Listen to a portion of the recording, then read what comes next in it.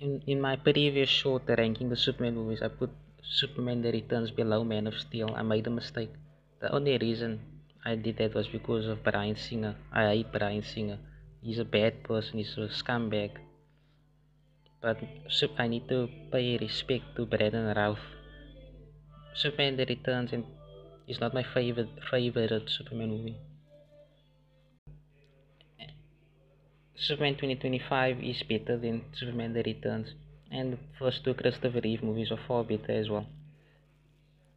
And Brandon Routh is not in my top 3 Superman actors, but Brandon Routh is better than Henry Cavill and Tim Kaine. Brandon Routh has a distinction between Superman and Clark Kent, which is always a good thing, unlike with the Snyder films where there was no distinction.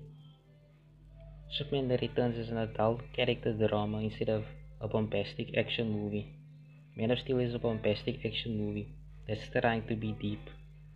In that movie, Superman punches hard into a building full of civilians and the city gets destroyed. But there's no consequences for it.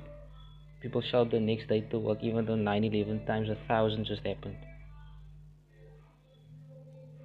Man of Steel is silly. Superman The Returns is ahead of his time. It's a character drama with Superman in it. Better than how Superman is, you can feel his loneliness and his isolation because he knows he's the last Kryptonian. He's seen with his son at the end of the movie is one of the best scenes in any Superman movie. It, it's a nice bow and a nice bookend to the Christopher Reeve movies. It ties it all together and it gives it a fitting conclusion. And Superman The Returns acts as a fitting conclusion to the Christopher Reeve movies. It's far better. It's a far better ending than Superman 3 and 4.